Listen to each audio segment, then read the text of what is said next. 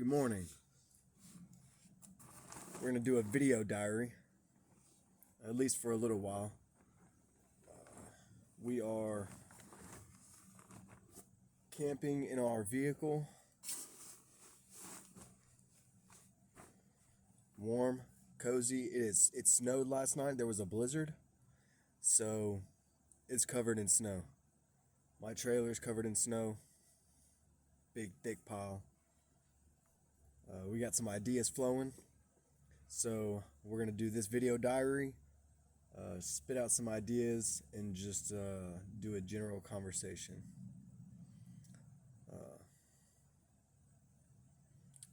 First one, you take, a lot of these are Mod Podges. So it's going to be elaborating on things that already exist in a way not yet used to my knowledge. The first one is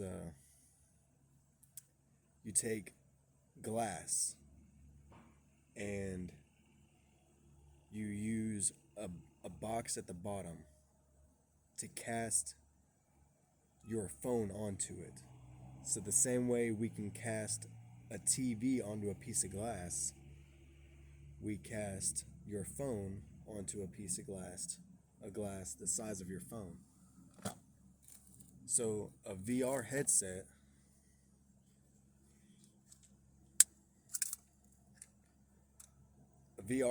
holds your phone over your eyes in a split screen, causing both your eyes to see an image, making it look 3D or 3D. So this works the same way. So the glass is going to be see-through, so I'll be able to see through it, and we'll be casting an image onto it with a split screen so that it's VR. So when you put it up to your eyes, it works like a pair of glasses, but you can see like a VR headset. Now what this does is, just like a phone has a camera, this will have a camera, and it'll be able to take in real time what's going on. And the same way we're programming our robots, our 2024, 2025 robots, with the ability to detect QR codes as directions and points where things are and are not. So they can recognize a street pole by the QR code that's placarded onto it. So as an AI robot was to go down the street, the symbols and the lines on the road, the same way we read them, this robot reads all the signs and knows where everything is. Well, these glasses can do the same thing. They read everything the way that the robots do, and it projects it into the glasses. So if you have a kid going to school, if they wear these glasses, you can monitor them as a parent, and they're always safe. The glasses will pop up. I don't know how to say it. It'll paint it red, so it'll be. It's hard to explain how in-depth virtual reality is unless you've tried virtual reality. So I don't want to elaborate on that too much. I'll wait, and that'll be a experience you have with previous virtual reality, and I'm gonna get this one up and going. So that was just an idea that popped up in my head, was to make the VR glasses with a see-through lens, and instead of having, a big clunky phone inside of an already clunky helmet that's held on with a strap or a head strap, which weighs, instead of all that, it'll just be a piece of glass, a thin to thick piece of glass, depending on the type of, hologram you want, and what gets filled inside of it. It'll be like wearing a pair of glasses, because it'll just be the lenses with a tiny little strip which holds the lights and the lasers, and it holds everything. Sound probably won't come out of it, It'll save on space and everything. If you want sound, you'll have to use a headset or headphones or something like that. So there won't be a speaker on that, I don't think.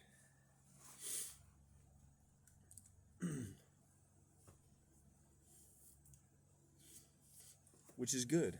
Which is good because it needs to be made more of a um,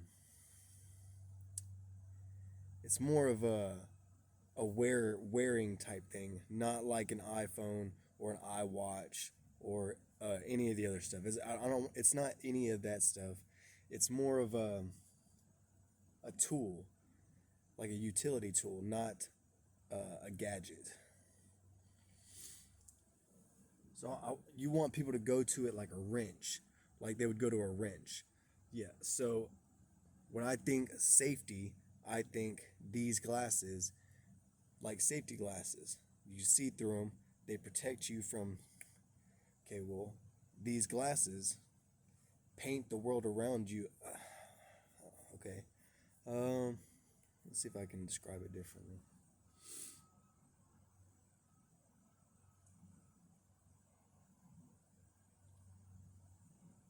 We'll wait. We'll pause on that.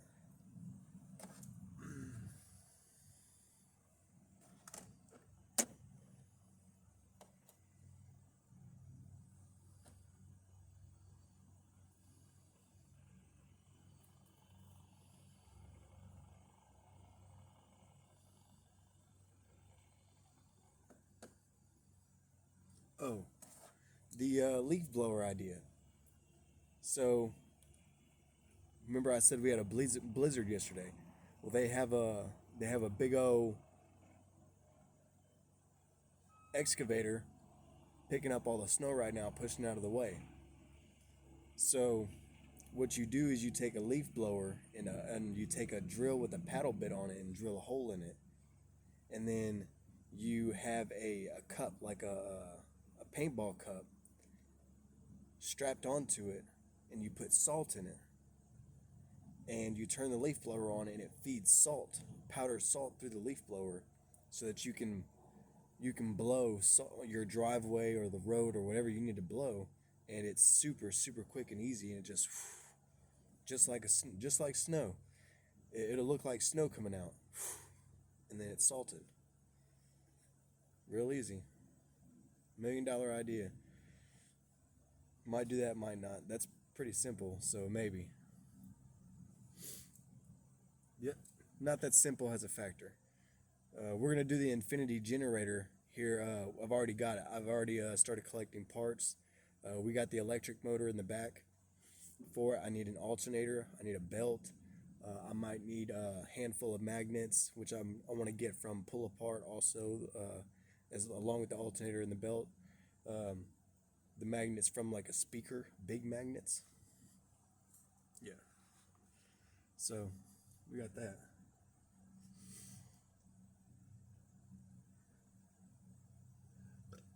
Which is the infinity generator, which is when you turn it on.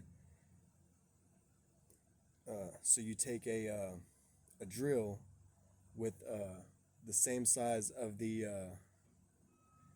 front of the alternator, and you stick it on and you start cranking it, and the belt turns the electric motor, and then one runs the other. And where it's normally hooked up to your car battery, like we just turned on the car, you hook it up to a rechargeable battery, a decent sized one, and then you also hook it up to a power strip.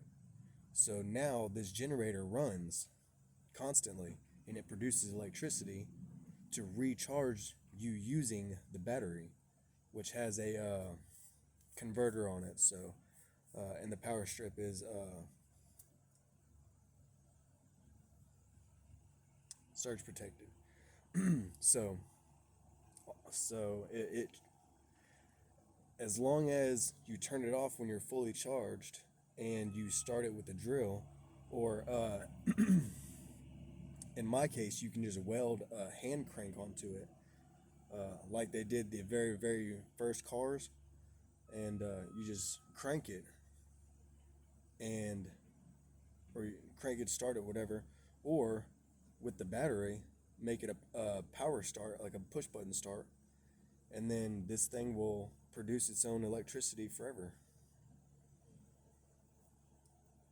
Yeah, you just stick a bunch of magnets on it, uh, surrounding the copper, and it produces electricity. Just hook it up. So we're gonna make the infinity generator. I got some of the parts already. We got to get the other parts, and it's gonna be part of this little thing I'm doing where we have the vehicle, the trailer with the tiny home on it. The tiny home's gonna have the infinity generator.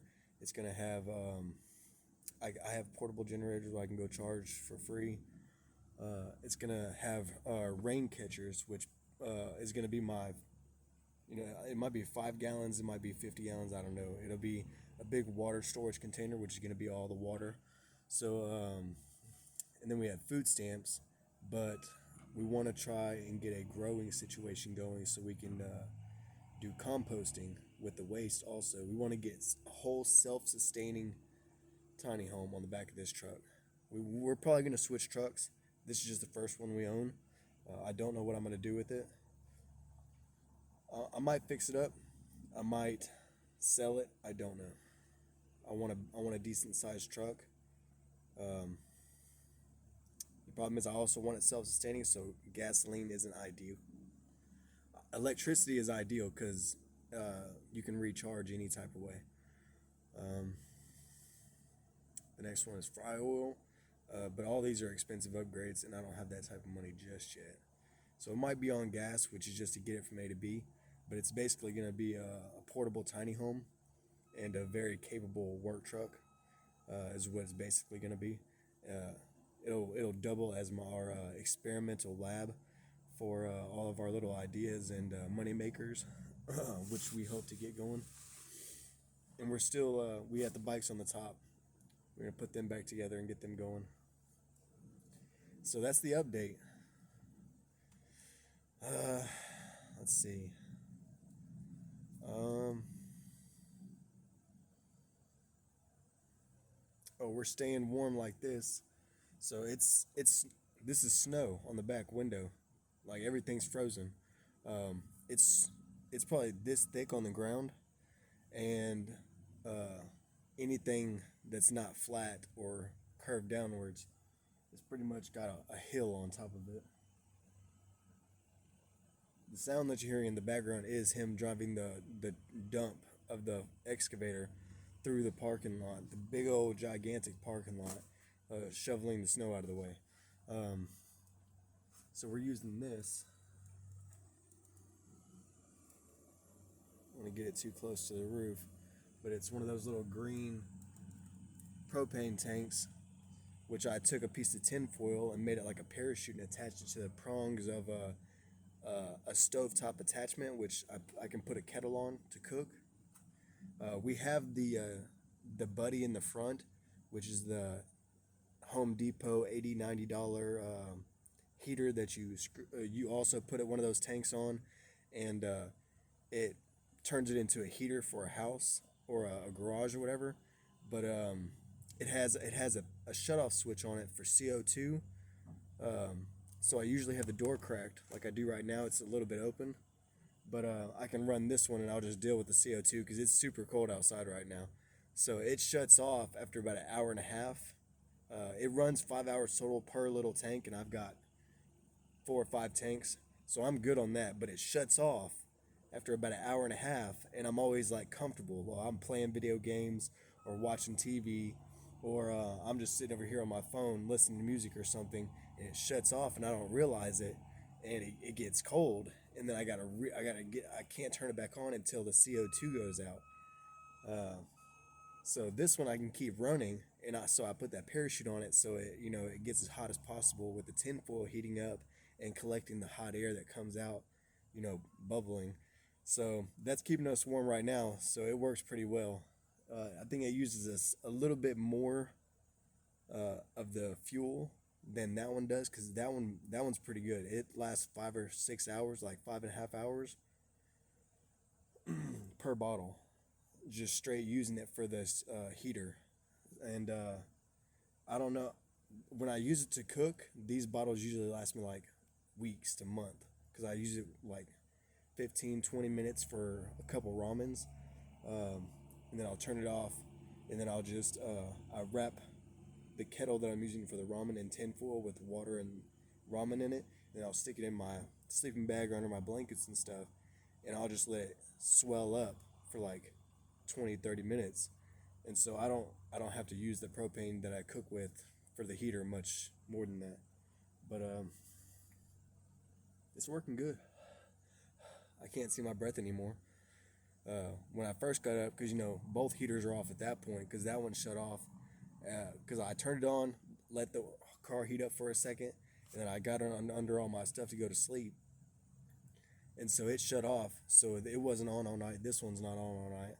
So I get up and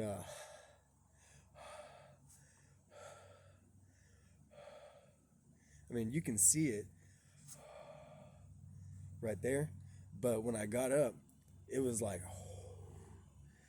being a smoker. A whole cloud was coming out, and it was like a cloud was coming out, and then Frosty the Snowman was falling right out of it onto my dashboard.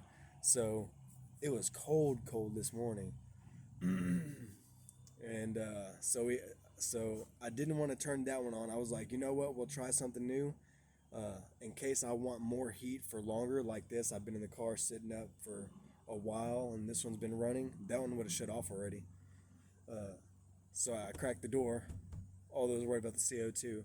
I cracked the door a little bit, and I just didn't want to lean all the way over and turn that one on, because you gotta click till the pilot light goes and hold it for 30 seconds while it gets some gas out and then let it go. And I don't want to do that. I just turn this one on. And that's pretty much it. I'm going to pause this one. I'm going to upload it to my accounts. Follow me. Keep you up to date.